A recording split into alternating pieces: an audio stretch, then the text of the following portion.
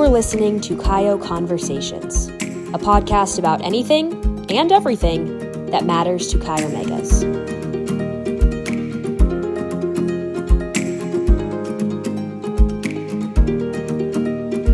Hi, everyone. Welcome to another episode of our podcast. Thank you for joining us. I'm Leslie Harrington, CEO for Chi Omega, and we are joined today by Raegan Rutty, a 2020 initiate of Eta Delta chapter at the University of Florida. Raegan was born in the Cayman Islands in the year 2002. She began gymnastics at the age of 4, thanks to her older sister who was also in the sport. And at 15, she left the Cayman Islands to train in Houston prior to attending the University of Florida. She made her international gymnastics debut at the 2016 Pan American Championships. And in 2021, she became the very first Caymanian Olympic gymnast, and she is the third Caymanian athlete that qualified to compete in the Tokyo Olympics this year. Sister Raegan, I gotta say, I am so starstruck to be talking to you right now. I have never met an Olympic athlete of any kind. We are so honored to have you with us today. Thank you for sharing your time. Thank you very much. That was an amazing intro. I'm like, dang, who is she? You're pretty proud. Thank you.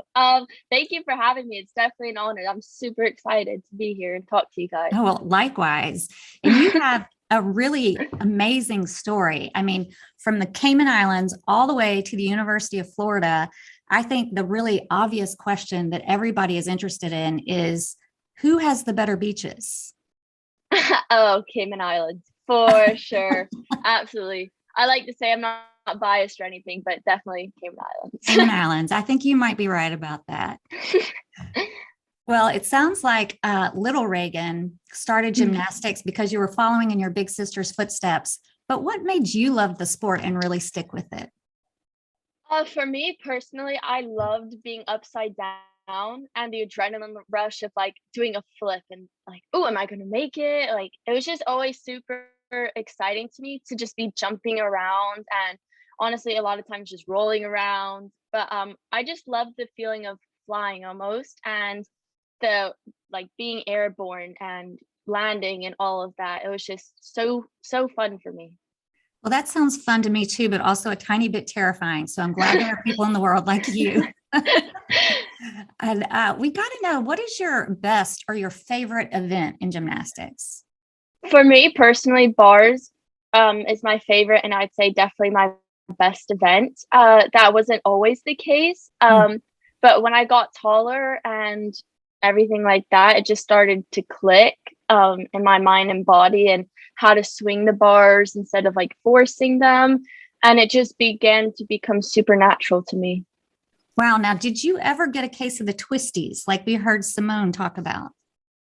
So when I was younger, there was definitely a case when I had the Twisties, as you could say, but it was only when I was really younger. Honestly, twisting was something I was really good at. So once I figured it out, it wasn't too much of a big deal for me, but I know other people have had to deal with it and it's a bit of a bigger deal. It's just kind of a personal issue that happens to some gymnasts. So interesting. Mm-hmm. Well, now you moved from the Cayman Islands to Houston to train at 15. So yes, I want to know, what was that like moving to another country? Right. So the gym in Cayman, it's amazing. It's clean, everything like that. However, it just lacked necessities that a gymnast would need, such as a pit. It didn't have too many like balance beams, for example. And there was also no coaches that could spot, which means they just help kind of guide you and lift you through skills that you're learning. And obviously, the higher up level you go, the more difficult the skills become. And you really do need someone to spot you. Yeah. And we realized as I got older and started advancing more in my gymnastics that I really needed these things because the skills were going to become more dangerous. And it's not like for safety purposes, it's not smart to just go out on the floor and do it. There's a bit of a process that you take to learn skills so that you don't get injured. So I talked with my mom, my coach, and they found a gym for me in Houston. And that's when I started training with my coaches, Johnny and Eddie. Johnny Nettie. Yes. And there you went to Houston. So from Houston, Tell me how you became interested in the University of Florida, and more importantly, how did you become interested in Chi Omega? Right. So my grandfather actually went to UF, and in the family, when your grandfather or father goes somewhere, all of a sudden everyone has to go there. Of um course. but yeah, it's just how it is. But so it was always my dream school. I have pictures of me when I was younger, like wearing University of Florida cheerleading outfits for Halloween, stuff Go like that. Gators. Yeah. Go Gators. I loved the Gators. I have videos of me like saying the chants when I was like 5 years old. Like I just breathed Gators. And so I applied academically, and honestly, when I did, I was like, I'm not gonna go. But my mom was like, just still apply. I was like, I'm not gonna go to Florida. Like I just didn't think it was honestly like an option. And then I got in, and I was like, shoot, this is gonna become a reality. And so I got in academically. I didn't really look into the gymnastics section of it because I was still super focused on the whole international career. And I Mm. just honestly didn't think it was going to be a possibility for me to be on the team. So I found a club nearby that still allowed me to train and attend the University of Florida. So I had the best of both worlds. And then Rush started coming around, and it was during COVID. And Mhm. I wasn't too keen on rushing because growing up in the Cayman Islands, I didn't know what a sorority was. Right. We had no idea who they were or what they were about. They just seemed like a group of girls, and that's really intimidating to me. But we thought it was a good idea to rush, especially during COVID, because we knew that classes were going to be online. But that way, I would still be able to have friends in a group of girls. Um, Considering the circumstances of the pandemic, which was really helpful. And I'm super glad that I rushed Chi Omega. Yeah. I mean, a whole virtual experience. That's not really what we designed for you. But how did it work out? Did you still feel welcomed and the sisterhood? And was it fun?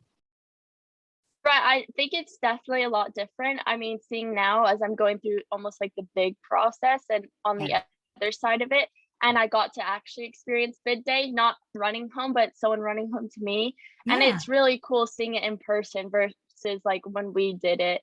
I'm super glad that I still rushed last year and everything, because like I said, if I hadn't rushed, I don't think I'd have any friends because everything was online. It was impossible to make friends otherwise. So I think it's really cool to experience it that way, because we'll probably be the only ones to ever have experienced it that way. But now it's great being able to give the full experience to the girls this round. Well, you couldn't be more right. Everything's better in person. And I'm glad you're Yes. getting the real experience now. So far, what's been your favorite Ada Delta experience? Um, there's been a lot of fun experiences and everything like that. For me, bid day was super fun because, like I said, I never really got that. But being dressed up and the house looked beautiful, and all the girls got to run home. We took pictures, and actually, my bid day buddy and the girl who chose Chi Omega, we grew up. We basically grew up together in the Cayman Islands. So now the University of Florida Chi Omega has two Caymanians, I did which not is know actually that. really cool. Yes, ma'am. That is cool. My Yes. goodness. Hmm. Well, earlier you mentioned Coach Nettie. Is that right? Coach Eddie. Eddie. Okay. Yes. Coach Eddie. I was going to ask you, who was your most influential gymnastics coach? Was it him? And what impact did he have on your success? I would definitely say Eddie has had the biggest impact on my gymnastics career. Honestly, he's had just a huge impact on my life, Hmm. even outside of gymnastics. He not only coached me as a gymnast, but me as a person. Hmm. I definitely would not have continued gymnastics without him. I wouldn't be not only where I am today as a gymnast, but who I am today as a person. He's just taught me so many lessons. We used to have like quote unquote Bible studies while during practice. I just asked him a question, and that's how we really bonded and everything like that. So he's just had a huge impact on my life. We still talk all the time because he's just an amazing person. Oh, wow. That's the biggest compliment a coach can receive, I think. he's Yeah. he's just awesome. I definitely would not be where I am today without him, or who I am today without him. Oh, I like him already. Never met He's him. amazing. What You'd is have it? to meet him. I would love to meet him. What is it even like to train for the Olympics? I read somewhere that it required like 38 hours a week. If that is true, that is a full-time job, sister. How did you do it?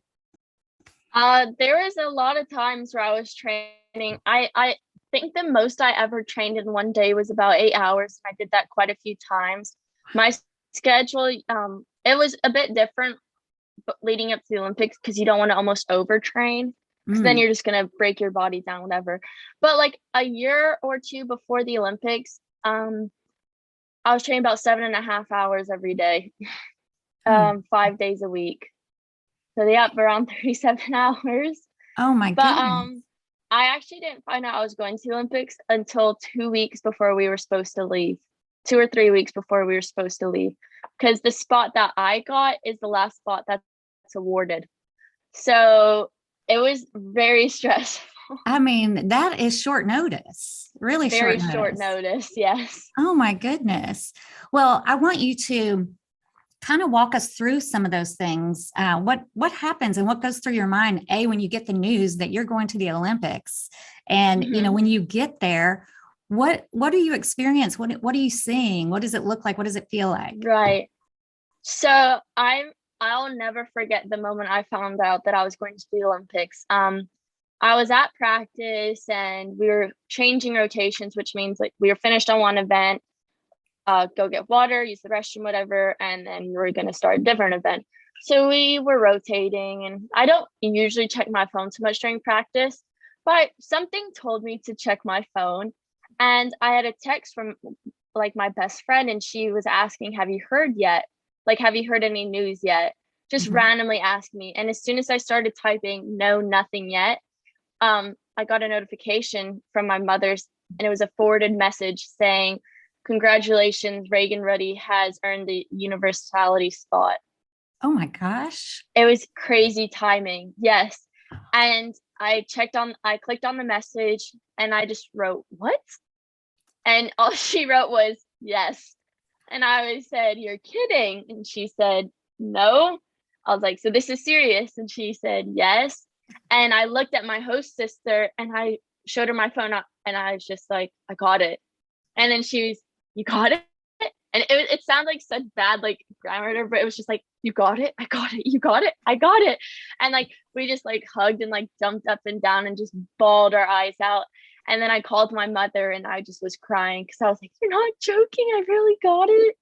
And Eddie was crying. Like there was moms watching the girls and they were all crying, but I was so unbelievably happy and grateful. I just started crying.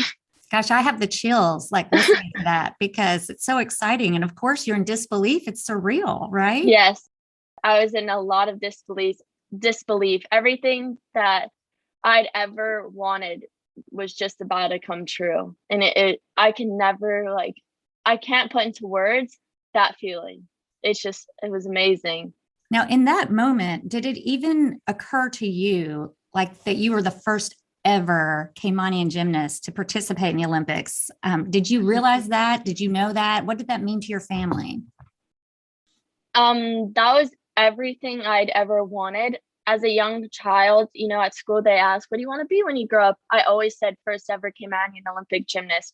When I got an email, because I had Webkins and Build-A-Bear and Club Penguin and all those little games, I used to sign off as future first ever Cayman Islands Olympic gymnast. Did you really? I always said that. I always say little Raegan knew how to manifest your dreams and put it out in the universe. But I knew how much of an honor and privilege that title was going to hold. And I knew that I wanted it. Like I wanted that, to be able to say that. And my family, I could not have done it without them. They sent me to America to chase my dreams, and they truly allowed me to put everything I ever had in me into a sport, and they put everything they could and possibly had in them into the sport just so I could reach my dreams and my goal of being the first ever Cayman Islands Olympic gymnast. Wow. Well, I'm so impressed with you, taking a moment to thank your parents, because it is kind of a family endeavor, right? It definitely is. They sacrificed a lot for my dreams. I can't thank them enough. Like it's crazy how much they did for me. Oh, parents can be great. They're amazing. Well, how did your Chi Omega sisters show support while you were training or when you got to Tokyo? Right. There was obviously this generation at social media. There was just so many messages and love getting sent to me all the way in Tokyo. It was honestly like overwhelming how many like messages and just everything like that I was receiving. But I loved it. People were always saying, "Are you sick of it?" I was like, "Are you kidding me? I worked 15 years for this. I ain't never getting sick of this." Like I loved it. I loved soaking it all in, everything like that. So they were amazing, showing all their love and support for sure. Well, tell me what it was like getting off that plane. What were the sights and sounds? Is everybody walking around? When do you get your little tote bag? Like, what happens? So we landed in Tokyo, and you're sent right away to COVID testing. And we didn't get out of the airport until 9 hours after being there. Really? 9 hours? Yes. There were some people that got let out after 4 hours. Our flight didn't like get out of the airport until 9 hours. It was a lot of waiting. So it's not as glamorous and everything, but we got to the village at around 1:30 a.m. Okay. And it was super cool that it was at night because there was rings and they're just lit up. And it was like, wow, I am in Tokyo. I have chills again. I get chills too and still talking about it. I was like, I did it. I'm in the Olympic Village. Like I looked around because it's like, I don't remember what they called it specifically, but buildings like that were really tall, whatever, where we all stayed. And at night they were like lit up and everyone had their flags. And you just look around and it's like everyone here is an Olympian. Like it was crazy. My goodness. I am both nervous and excited thinking about that for you. It all worked out okay. Yes, worked out perfect. Well, how do you motivate yourself throughout all this to stay so dedicated? What drives you? The fact that I just wanted to be the Cayman Islands first ever Olympic gymnast, because as a kid, whenever someone told me like, kids are going to be brutal. No, you're not going to make it, whatever. I would just always, okay, you wait. And I knew that motivated you more. Oh yeah. I always say haters are my motivators. I always said that. I was like, shoot, now I really got to go. I got to prove some people wrong. And I knew that all the sacrifices I'd made, there was a quote that always got me through that was basically along the lines, don't come this far to only come this far. I was always one step closer. There was days I was bawling my eyes out because I was so homesick in my host family's house. And I just wanted to give up just so I could go home. But I knew that I would regret that decision to give up when the Olympics came around and I was not there. You have a really, really strong sense of self. And I know Thank that's you. from your parents and maybe a little bit Chi Omega, maybe? Oh, yeah, absolutely. Okay. Well, have you ever been interested in another sport? If you were, what would it be? I've always thought about, like, shoot, would I be a good soccer player? Just because, like, all I did was gymnastics, that sometimes I think that'd be kind of fun. Obviously cheerleading because it kind of goes hand in hand, the tumbling and everything. Dance always really interested me as well because I just love music. So I've thought about it, but I knew that I just was probably only good at gymnastics. Stick to this, sister. I think that you have this. Yeah. Well, you're also pretty academically driven. What are you studying right now? What are your future plans? I am majoring in psychology. I really want to become a therapist. Obviously, gymnastics isn't only hard physically. A lot of it is difficult on a mental aspect. So I've had to see therapists, not just because of gymnastics, because I do struggle with like anxiety and panic attacks and everything like that. And I want to be able to help people the way that my therapist has helped me through my issues. You can get really specific when it comes to different types of therapy or types of being a type of therapist. So I'm not exactly sure what kind of therapist I want to be. I've thought about obviously sports psychologist, child, and like trauma. Those are the top three. However, obviously now that I have a bit of a story, I think motivational speaking would be really cool. Sure.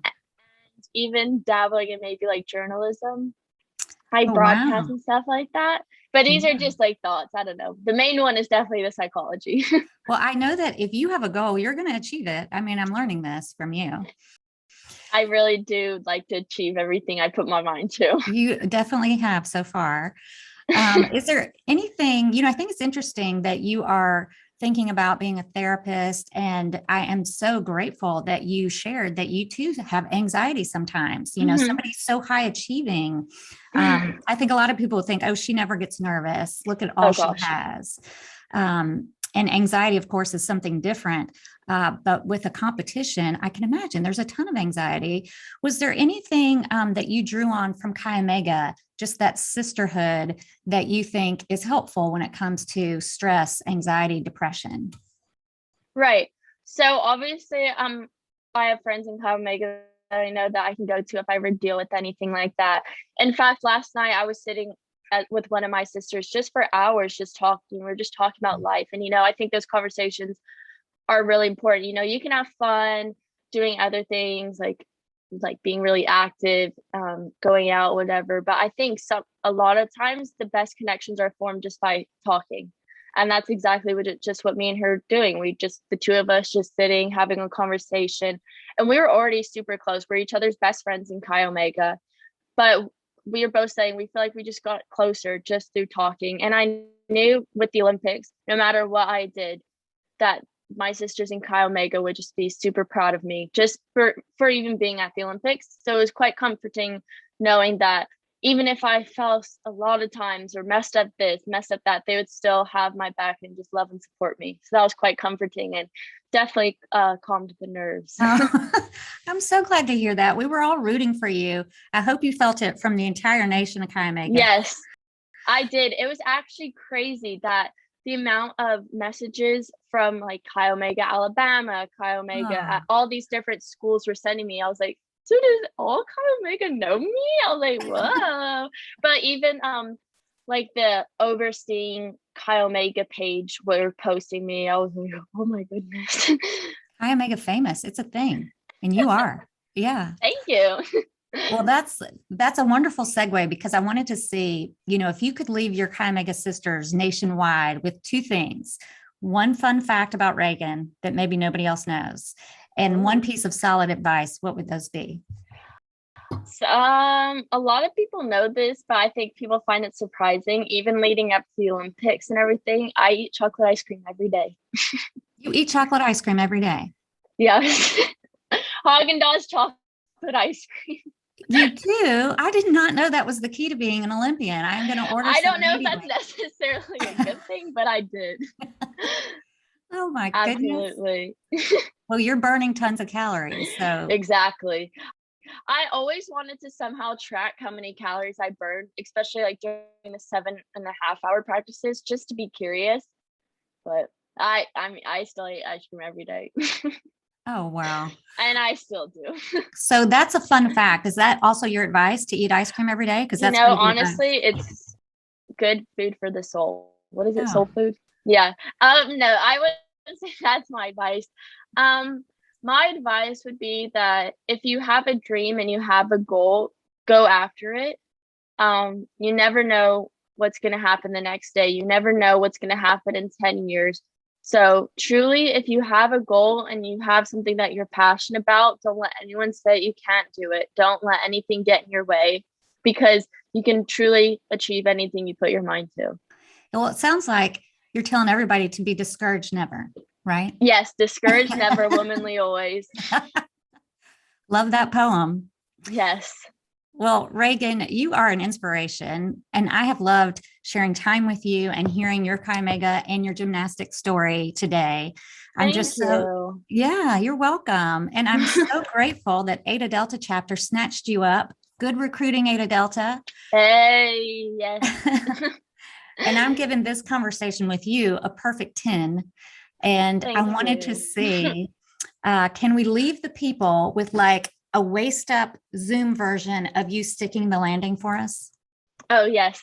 I got to move my chair. Okay. We want to see it. I live in a little apartment like this. Yes, do it. Love it. I love it. You can see my shelf. I love it. Look, how's this? Good. Whoa, I give that an 11. Perfect an 11. Not even 11. A 10. That was too good to just be a 10. Oh my gosh. All I need is hair stuck. All I need now is my chocolate ice cream, and I'm ready for Tokyo. There you go. I finished my tub yesterday, so I need to go to the grocery store and get some more. Well, I hope you do. Yes. All right. Thanks everyone for listening today, and stay tuned for more Kayo conversations coming your way. Also, please remember, if you have any podcast ideas or notable Cayamegas like Raegan that you'd like to hear from in our next broadcast, let us know by emailing us at kayamega@kayamega.com. And as always, please keep an eye on Cayamega's social media channels so that you can be sure to join us next time.